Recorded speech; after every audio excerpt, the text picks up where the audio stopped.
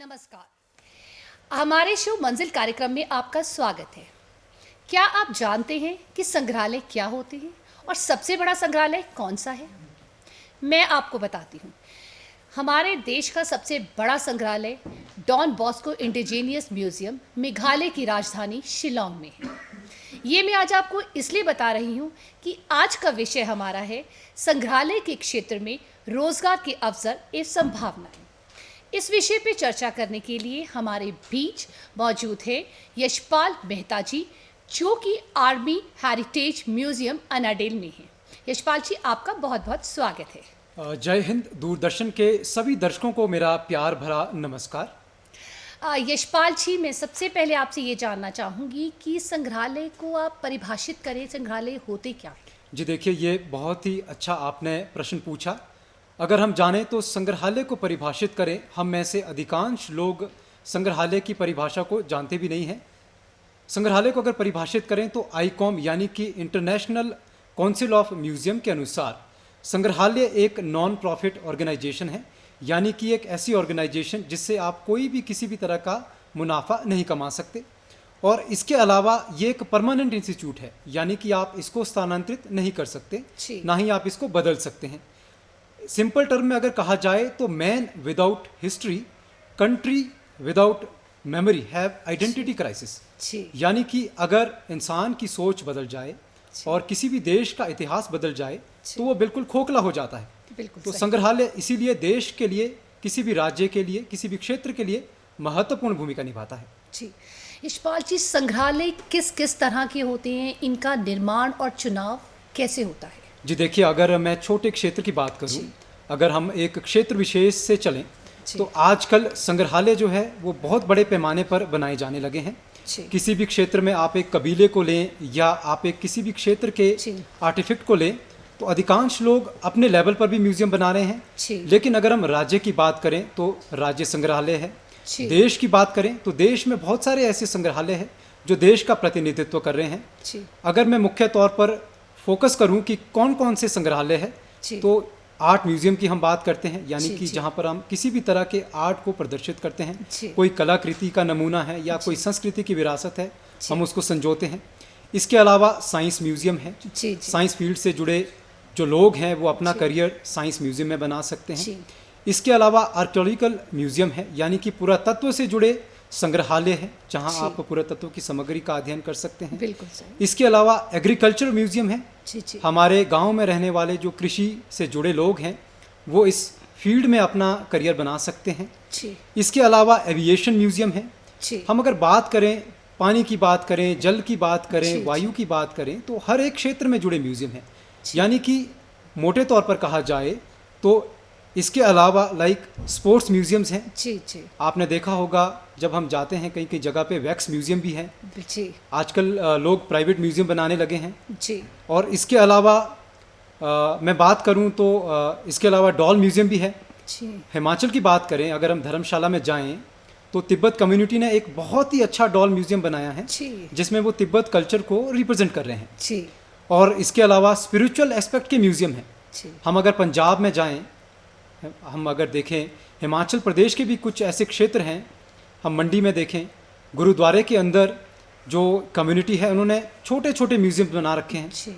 Religion में हम हिंदू धर्म की बात करें, मुस्लिम धर्म की बात करें, ईसाई धर्म की बात करें, सब धर्म ने अपने छोटे छोटे म्यूजियम को बनाया है। कहने का तात्पर्य ये है कि आजकल के लोगों का जो रुझाव है अपनी संस्कृति और विरासत को संजोने में ज़्यादा है। और इसके अलावा देखिए, हम ये ना भूलें कि बच्चों के लिए भी म्यूजियम है, चिल्ड्रन म्यूजियम है। और इसके अलावा अगर अंक गणित की बात करें तो वो भी म्यूजियम्स है। आप कोलकाता में देखें, मुंबई में देखें। आप अगर बात करें आरबीआई की बात करें, रिजर्व बैंक ऑफ इंडिया का एक काफ़ी अच्छा म्यूजियम है जो मुंबई में है।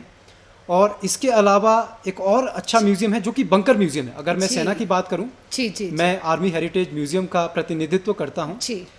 आर्मी हेरिटेज म्यूजियम की बात करें तो हमने बंकर म्यूजियम बनाए हैं। मुंबई में एक काफ़ी अच्छा बंकर म्यूजियम है, किस तरह से जो युद्ध है बंकर के अंदर लड़ा जाता है वो वहाँ पर दिखाया जाता है। तो ये अथाह भंडार है, ये अथाह सागर है, यानी कि इसकी कोई सीमा नहीं है। यशपाल जी, आपने बहुत अच्छा हमें बताया। तो इसमें जो युवाओं के लिए रोजगार के क्या अवसर हैं? जी देखिए, युवा जो है किसी भी क्षेत्र में जिस भी म्यूज़ियम की मैंने बात की जी अपने हिसाब से अपने पद का चयन करके जी उसमें जा सकते हैं। जी अगर मैं शुरुआती तौर पर बात करूं, जी अगर मैं कहूं म्यूज़ियम जो है वो ज़रूरी नहीं कि एक पढ़े लिखे विद्वानों या स्कॉलर लोगों के लिए ही है। जी अनपढ़ लोग भी इसमें अपना व्यवसाय और अच्छा नाम कमा सकते हैं। जी जी अगर मैं बात करूं, एक छोटे से पद से लेकर एक बड़े से पद तक इक्वल है, क्योंकि museum is a teamwork. जी बिल्कुल आपको सही। वहाँ पर एक टीम वर्क की तरह काम करना है। जी तो म्यूज़ियम में कोई भी पद छोटा या बड़ा बड़ा नहीं नहीं है, होता, बिल्कुल सबका इक्वल काम होता जी है। बिल्कुल अगर बात करें युवाओं के लिए, जी तो आजकल के युवा देखिए बहुत सारी चीज़ों को अध्ययन करते हैं, बिल्कुल सही। और म्यूज़ियम जो है वो अब सिर्फ कलाकृतियों को संजोने का काम ही नहीं करता, जी जी एडवांस टेक्निकल नॉलेज भी म्यूज़ियम में बढ़ चुकी है। जी जी तो आईटी फील्ड से जुड़े हैं, साइंस फील्ड से जुड़े हैं। जी। मैं अगर छोटे तौर पर बात करूं, आर्ट्स ले लें, हम साइंस को ले लें, जी। मेडिकल, नॉन मेडिकल, कॉमर्स को ले लें, हर एक फील्ड में युवाओं के लिए बढ़ चढ़कर इसमें वो अपना हिस्सा निभा सकते हैं। जी। तो जो संग्रहालय के लिए जैसे आपने बोला कि कोई भी कर सकता, कोई बेसिक क्वालिफिकेशन की भी ज़रूरत है संग्रहालय में रोज़गार पाने के लिए? कोई बेसिक क्वालिफिकेशन की भी क्या ज़रूरत है? जी देखिए, मैं सबसे पहले इस बात पर प्रकाश डालना चाहूँगा कि प्रशासन ने, और इसके अलावा अगर बात करें हम देश की, तो देश में अभी छोटे स्तर पर भी स्कूलों में भी जो म्यूज़ियम स्टडीज़ जी। है वो पढ़ाया जाने लगा है। मैंने देखा, मैं कुछ दिन पहले एक 6 की क्लास को अध्ययन कर रहा था, तो मैंने देखा कि 6 क्लास की जो बुक थी जी। उसमें म्यूज़ियम स्टडीज़ का एक चैप्टर था। जी जी तो ये बहुत अच्छी पहल है। वहाँ से जो है म्यूज़ियम के प्रति छोटे बच्चों का रवैया जाग जाता है। जी। उसके बाद अगर हम बात करें 10+2 जब कोई भी विद्यार्थी कंप्लीट कर लेता है, जी। आपको चयन करना है कि अगर आपको आर्कियोलॉजिकल यानी कि पुरातत्व की क्षेत्र में जाना है, जी प्राचीन भारतीय इतिहास में जाना है, मध्यकालीन भारतीय इतिहास में जाना है, जी या आपको आधुनिक भारतीय इतिहास के क्षेत्र में कोई म्यूज़ियम में अपना योगदान देना जी। है, या आपको सर्विसेज देनी है, तो आपको अपने आप को इस तरह से ढालना होगा कि आप आफ्टर +2 बीए करें। बीए में आप ऑनर्स सब्जेक्ट को चुनें। जी बीए ऑनर्स आप हिस्ट्री में करें। ओके। इतिहास जो है इस विषय के लिए बहुत ही मैं कह सकता हूँ कि गूढ़ रहस्य का विषय है। जी इसके बाद आप मास्टर्स करें। मास्टर्स के बाद अगर आप अपनी क्वालिफिकेशन को निखारना चाहते हैं तो आप पीएचडी कर सकते हैं, और इसके अलावा कुछ एक सर्टिफिकेट कोर्सेज भी हैं। कहने का तात्पर्य ये है कि आर्ट से जुड़ा हुआ जो स्टूडेंट है वही म्यूज़ियम क्षेत्र में नहीं जा सकता। जी अगर आपने साइंस को भी ऑप्ट किया है, जी। कॉमर्स को भी ऑप्ट किया है, जी। आप म्यूज़ियम स्टडीज़ का जो कोर्स है जी। किसी भी समय, किसी भी क्षेत्र में, किसी भी उम्र में कर सकते हैं। जी, जैसे आपने हमें बताया कि कोई भी कोर्स, जैसे साइंस हो गया, आर्ट्स हो गया, कोई भी। यशपाल जी, जैसे अगर कोई जैसे ग्रेजुएशन करता है, पोस्ट ग्रेजुएशन करता है, तो उसके बाद अगर कोई इसी फील्ड में अगर वो हायर एजुकेशन करना चाहे, तो कौन कौन से ऐसे इंस्टीट्यूट है जहाँ से इसकी डिग्री ली जा सकती है और जॉब के लिए वो बेनिफिट हो? जी देखिए, मैं आपको बताना चाहूँगा, जो इसके समकक्ष आपको योग्यताएं पूरी करनी है, उसके लिए अभी क्या है कि बहुत सारे जो प्राइवेट इंस्टीट्यूट्स भी अपने आप में उत्पन्न हो गए हैं, गवर्नमेंट इंस्टीट्यूट्स भी हैं। आप हमेशा इस चीज़ का ध्यान रखें कि जब भी आप कोर्सेज करने के लिए जाएं, आप गवर्नमेंट का जो भी यूनिवर्सिटी है उसकी ऑफिशियल वेबसाइट को सर्च करें। उसकी ऑफिशियल वेबसाइट में जाके आप समय समय पर देखते रहें कि कब आपको जो इसके समकक्ष जो योग्यताएं हैं उसके लिए आपको फॉर्म भरना है, आवेदन करना है, आवेदन का प्रारूप क्या होना चाहिए, ये सब आपको नॉलेज में रखना होगा। और जैसे कि मैंने आपको पहले भी बताया कि इसके लिए कोई ये नहीं है कि कोई उम्र की बाध्यता है। आप किसी भी समय अपनी क्वालिफिकेशन अगर आपकी पूरी है तो आप हायर एजुकेशन ले सकते हैं इस फील्ड में। यशपाल जी, जैसे आपने एजुकेशन में बताया, मैं आपका प्रोफाइल पढ़ रही थी तो उसमें आपको भी बहुत सारी उपलब्धियां मिली हैं, तो थोड़ा आप हमें अपनी उपलब्धियों के बारे में भी थोड़ा सा बताइए। जी देखिए, मैं अगर खुद की बात करूं तो मैं तो एक पब्लिक का नुमाइंदा हूं, कह सकता हूं कि जनता का नुमाइंदा हूं। मैंने अपने इस करियर की शुरुआत जो की थी वो सैन्य विरासत संग्रहालय अन्ननडेल से की थी। 2015 में जब मैंने इस संग्रहालय में कदम रखा तो मैंने पाया कि इस संग्रहालय में गिने चुने लोग ही आते हैं। ये संग्रहालय शिमला में है। शिमला वासियों को ही मालूम नहीं था कि शिमला में कोई ऐसा संग्रहालय भी है जो कि शिमला वासियों को समर्पित है। तो मैंने पाया कि संग्रहालय में रहते हुए एक म्यूजियम क्यूरेटर का काम यही नहीं है कि उसको आर्टिफिक्स को देखना है, लेआउट को देखना है, स्टाफ को देखना है या मेंटेनेंस करना है। उसका सबसे बड़ा काम ये होता है कि पब्लिक के बीच जाकर पब्लिक को मोटिवेट करना, हर तरह की पब्लिक को मोटिवेट करना। तो आज के दौर में अगर आप देखोगे कोविड से पहले की अगर मैं बात करूं, इस महामारी से पहले की बात करूं, तो 2000 के करीब एक दिन में लोग इस म्यूज़ियम का भ्रमण करते थे और देश विदेशों से आने वाले सैलानी इस म्यूज़ियम का भ्रमण करने के बाद अपना जो फीडबैक है वो उचित तौर पर देते थे। मैं अगर बात करूं विदेशों से आने वाले महानुभाव की बात करूं तो यूएस एम्बेसडर यहाँ पर आ चुके हैं। इसके अलावा और भी बहुत महान विभूतियाँ हैं, अगर मैं जिक्र करने लगूंगा तो शायद समय कम पड़ जाए। तो मेरा कहने का तात्पर्य ये है कि म्यूज़ियम को आपको वो पहचान देनी है कि जो जनता चाहती है। इसके अलावा राज्य संग्रहालय में हमने एक सैन्य सेक्शन का निर्माण किया जो कि जनता के लिए समर्पित है। इसके अलावा धर्मशाला में एक बहुत ही खूबसूरत राज्य संग्रहालय और मेमोरियल है जो कि बहुत ही जल्द पब्लिक के लिए खुलने वाला है। उसमें भी छोटी सी नींव की आधारशिला मैंने रखी।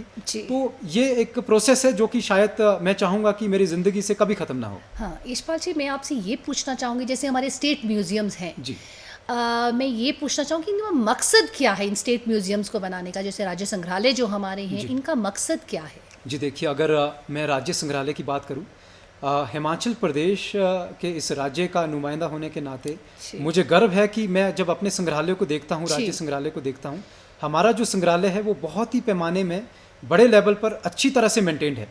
मैंने बहुत सारे म्यूज़ियम्स का दौरा किया है इसके अलावा भी देशों में, तो मैंने देखा कि वो पूरी तरह से मेंटेन नहीं है। हमारा जो संग्रहालय है वो इस देश का आईना है। तो राज्य संग्रहालय को मेंटेन करने का मकसद किसी भी राज्य की कलाकृति, संस्कृति को, धरोहर को बचाए रखना है। हम देखते हैं आजकल के जो यूथ जनरेशन है वो अपनी संस्कृति को थोड़ा सा भूल रहे हैं। तो अपनी संस्कृति को संजोए रखने के लिए ये बहुत ही अच्छी पहल है कि हम ऐसे संग्रहालय का निर्माण और भी ज़्यादा करें, वैश्विक पैमाने पर करें। जी जैसे आपने अपने युवाओं के लिए बात की, आजकल अक्सर देखा गया है कि युवाओं को जो है विदेश का बहुत शौक है, रोज़गार के अवसर भी। क्या इस संग्रहालय के क्षेत्र में युवाओं के लिए बाहर भी अपॉर्चुनिटीज़ हैं? जी देखिए, मैं सबसे पहले तो आपको ये बताना चाहूँगा, युवाओं से ये आग्रह करना चाहूँगा कि हम सोचते हैं कि फॉरेन में जाकर लाइफ जो है वो बहुत इजी है, लेकिन दैट इज़ सो डिफ़िकल्ट। आपको अपने क्षेत्र विशेष में रहकर अपने देश के लिए योगदान देना चाहिए। मैं ये नहीं कहूँगा कि विदेशों में बिल्कुल भी इसकी फील्ड नहीं है, विदेशों में इससे ज़्यादा है, विदेशों में इससे बढ़ चढ़ कर बहुत ही फील्ड्स हैं। ऐसे ऐसे म्यूजियम्स है वहाँ जिनको कि हमने सोचा भी नहीं होगा। और इस तरह के क्षेत्र के अवसर है कि आपको काम करने लगे तो आपको काम कम पड़ेंगे। तो मेरा तो यही आग्रह रहेगा कि आप अपने क्षेत्र विशेष में रहकर देश के लिए आप अपनी जो आप में कैपेसिटी है, कैपेबिलिटीज़ हैं, उनका योगदान दें। ठीक, आपने बहुत अच्छी बात बताई। जैसे हमारे जो प्रदेश की बात करें तो हमारे प्रदेश में मुझे नहीं लगता कि मेरे दर्शकों को, और शायद मुझे भी नहीं पता कि कितने संग्रहालय हैं हमारे प्रदेश में, कितने संग्रहालय हैं और वो किस किस क्षेत्र में हैं। जी देखिए, जिस तरह से मैंने आपको बताया कि हम अगर प्रदेश की बात करें तो प्रदेश के 12 ज़िलों में हर एक ज़िला में क्रमबद्ध अनुसार अलग अलग संग्रहालय है। सबसे पहले तो हमें हमारे प्रदेश की जो राजधानी है शिमला, उसके बारे में जानकारी होनी चाहिए कि हमारे शिमला में कितने म्यूजियम हैं। जी बिल्कुल सही। क्योंकि मैं अगर आपको बताऊं, शिमला में अगर हम शुरुआत करें, हम राज्य संग्रहालय से शुरुआत करें तो राज्य संग्रहालय है जो कि चौड़ा मैदान में है। आप इस संग्रहालय में आ सकते हैं, अपनी संस्कृति को जाने पहचाने। इसके अलावा रेलवे का संग्रहालय है जो कि पुराने बस स्टैंड के नज़दीक है। आप वहाँ पर जाएं, रेलवे के इतिहास को जानें। इसके अलावा और भी बहुत सारे संग्रहालय हैं। अगर हम बात करें Indian institute of advance studies, वो भी काफ़ी अच्छा एक संग्रहालय का रूप है। आने वाले संग्रहालय में एक चैडविक फॉल में एक संग्रहालय बनने जा रहा है जो कि बहुत ही जल्द पब्लिक के लिए खुल जाएगा। वो भी शिमला में ही है। शिमला से बाहर अगर हम चलें, और मुख्य तौर पर मैंने आपको इस संग्रहालय की तो बात बता ही दी कि शिमला में सैन्य विरासत संग्रहालय भी है जो कि अन्नाडेल में है, जो कि सेना के इतिहास को, जो कि 5000 साल पुराना सेना का इतिहास है, उसको दर्शाता है। आप वहाँ पर आ सकते हैं। ये संग्रहालय बिल्कुल निःशुल्क है। आप किसी भी समय आएँ और इस संग्रहालय में आप आराम से घूमें और सेना के बारे में जानें। अब शिमला से बाहर चलें तो अगर हम बात करें, इसके अलावा मेमोरियल्स हैं। धर्मशाला में जिस तरह से कि मैंने आपको बताया सैनिक मेमोरियल है, और अभी और बहुत सारे सैनिक मेमोरियल बनने जा रहे हैं। हम अगर बात करें इंटीरियर इलाके की तो केलांग में भी म्यूज़ियम है ट्राइबल म्यूजियम है जी जी। और बहुत सारे म्यूजियम ऐसी ऐसी जगह में जाकर है कि जिनका कि शायद अगर हम अध्ययन करने लगे तो वक्त थोड़ा सा कम पड़ेगा। जी, आपने धर्मशाला की बताए तो मैं जानना चाहूँगी कि धर्मशाला में जो सैनिक संग्रहालय उसकी खासियत क्या है? जी देखिए, धर्मशाला में जो सैन्य संग्रहालय है जी। ये संग्रहालय उन शूरवीर वीर सैनिकों को समर्पित है जिन्होंने इस देश के लिए अपने प्राण हंसते हंसते न्यौछावर कर दिए। इसमें हम बात करें जितने भी गैलेंट्रीज अवार्डीज हैं हिमाचल प्रदेश के, कुछ ऐसे मिसलेनियस वॉरियर्स भी हैं। हम अक्सर क्या होता है कि हम बात करते हैं उन्हीं वॉरियर्स की जिनका शुमार बार बार होता है, जी। लेकिन कुछ एक ऐसे वॉरियर भी हैं जिनको कि हम भूल जाते हैं।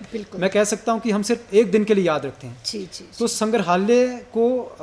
संग्रहालय में उन ऐसे शूरवीर सैनिकों का इतिहास दिखाने का मकसद ये है कि हम उन्हें कभी ना भूलें और उनसे प्रेरित होकर देश के लिए बढ़ चढ़कर अपना योगदान दें। जी, अब ये हमारे वॉरियर्स के बारे में बात हुई है, तो अभी ये जो दिल्ली में वॉर मेमोरियल बेस्ड जो हीरोज़ पे बना है, थोड़ा सा आप मुझे उसके बारे में बताएंगे? जी देखिए, मैं अगर इसकी बात करूं, ये बहुत ही बड़ा अथाह सागर है जो दिल्ली में जो अभी म्यूज़ियम बनने जा रहा है।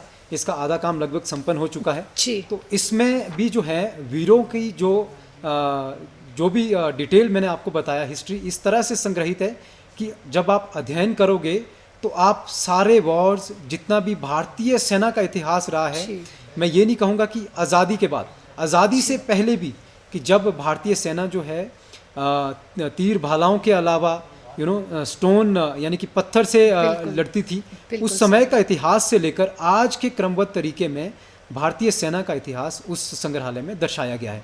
तो ये भी बहुत ही शोभनीय संग्रहालय है, इसका भी आप भ्रमण कर सकते हैं। जी, हमने बुज़ुर्गों की भी बात कर ली, हमने युवाओं की भी बात कर ली, जो आपने जैसे किड्स के बारे में बताया, बच्चों के बारे में बताया, तो बच्चों के लिए जो जैसे संग्रहालय हैं, आकर्षण का केंद्र हैं, तो बच्चों के लिए कैसे कैसे किस तरह के संग्रहालय बने हैं? जी देखिए, मैंने बात की थी चिल्ड्रन पार्क की, तो चिल्ड्रन पार्क कि बच्चे जो है, मुझे लगता है यशपाल जी, सॉरी, कि बच्चे जो है वो सीख के ज़्यादा अच्छा लर्न कर सकते हैं, तो इसीलिए थोड़ा मैं उनके बारे में भी पूछना चाहूँगी। जी देखिए, अगर मैं संग्रहालय की बात करूँ, मेरा यही मकसद रहता है, मैं जिस भी संग्रहालय के साथ काम करता हूं उनका लेआउट बनाता हूं, डिज़ाइन करवाता हूं, मेरा यही मकसद रहता है कि संग्रहालय में एक चिल्ड्रन पार्क ज़रूर होना चाहिए।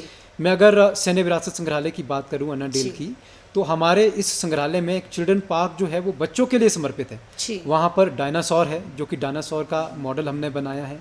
इसके अलावा चिल्ड्रन पार्क में स्विंग्स हैं, स्लाइड्स हैं, और भी बहुत सारी एक्टिविटीज़ की मचान्स हैं। तो अगर मैं आपको बताऊं कि कोई भी माँ बाप अपने बच्चों को जब संग्रहालय में लेकर आते हैं तो हम देखते हैं कि बच्चों का इंटरेस्ट नहीं होता, क्योंकि संग्रहालय जो है बच्चों को एक बोरिंग सी चीज़ लगती है। उसको हम क्रिएटिव कैसे बनाएं? बच्चा जब म्यूजियम में आएगा, आप बच्चे को सबसे पहले चिल्ड्रन पार्क में भेजिए, वो वहाँ खेलेगा, अपना समय व्यतीत करेगा, उसके बाद वो देखेगा भाई मेरे जो पेरेंट्स हैं वो म्यूजियम में क्या कर रहे हैं। जी बिल्कुल सही। जब वो म्यूजियम में आएगा, देखेगा ये आर्टिफैक्ट क्या है, ये तीर भाले किस तरह के होते हैं, ये बॉडी आर्मर क्या होता है, इस गन का इस्तेमाल कैसे होता है, या अगर संस्कृति की बात करूँ, ये टोपी किस तरह की है, ये पोशाक किस तरह की है, तो वो इंटरेस्ट दिखाएगा। ऑब्वियसली जब वो इंटरेस्ट दिखाएगा तो वो भी अपना कदम संग्रहालय में रखेगा, और ऑटोमेटिकली आने वाले समय में वो भी मेरी तरह इस चेयर पर बैठकर दूरदर्शन को रिप्रेजेंट करेगा। जी। संग्रहालय जो है वो अलग अलग क्षेत्र में है, और एक जो है सांस्कृतिक विरासत की एक महत्वपूर्ण भूमिका है, और उसको संजो के रखा है। तो आप बीइंग अ क्यूरेटर उसको आप किस तरीके से देखते हैं? जी देखिए, जिस तरह से मैंने आपको बताया कि हमारी संस्कृति और सभ्यता ही हमारी पहचान है। आप हमेशा कोशिश करिए कि जब भी आप हम अक्सर गवर्नमेंट इंस्टीट्यूट्स में ही जाते हैं, जो भी गवर्नमेंट से रिलेटेड संग्रहालय, हम वहीं का दौरा करते हैं। कोई ऐसा व्यक्ति विशेष भी है जिसने अपने घर में भी छोटा सा संग्रहालय बनाया हो, आप उसको मोटिवेट करें, आप उसको प्रेरित करें कि भाई आपने अगर ये बनाया है, आप इसको बड़े पैमाने पर लेकर आएँ। हम सभी जानते हैं कि हमारे घर में हमारे पूर्वजों ने कुछ ना कुछ हमारे लिए संजो कर रखा होता है। हम कोशिश करें कि पुरानी चीज़ों को बेकार में व्यर्थ ना होने दें। उसका हिस्टोरिकल इम्पोर्टेंस होती है, ऐतिहासिक महत्व हर एक चीज़ की है। आप भी कोशिश करें कि आप अपने घर में, ज़रूरी नहीं आप बहुत बड़ा कमरा बनाएं, एक छोटी सी गैलरी बनाएं, यहाँ से आप शुरुआत करें, आपका इंटरेस्ट जागेगा। फॉर एग्जाम्पल मैं एक सिक्के की बात करूँ, आप कॉइन्स में अगर इंटरेस्ट रखते हैं, आप छोटा सा कॉइन कलेक्ट करिए, क्रमबद्ध तरीके से उसको कलेक्ट करते रहिए, साल दर साल किस तरह से चेंजेस होता रहा, आपका इंटरेस्ट जागेगा। जब आप छोटी सी चीज़ को कलेक्ट करना शुरू करेंगे, आप सोचोगे कि हाँ मुझे इससे बड़ी चीज़ को कलेक्ट करना है और डिस्प्ले करना है जी। तो यही हमारा मकसद होना चाहिए कि हम संस्कृति को बचाएं जी।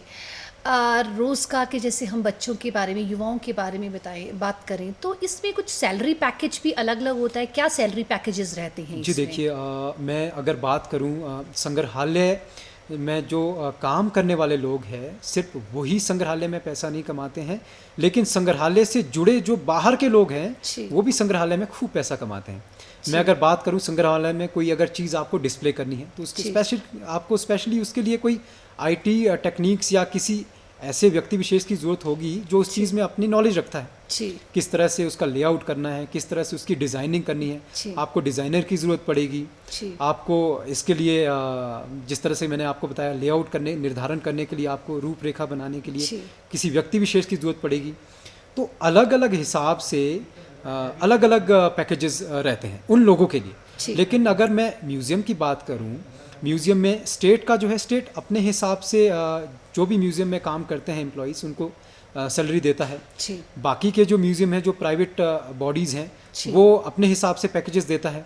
फ़ॉरेन की बात करें तो फ़ॉरेन में जो है वो पैकेजेस थोड़ा सा और हाई हो जाता है और रेज हो जाता है।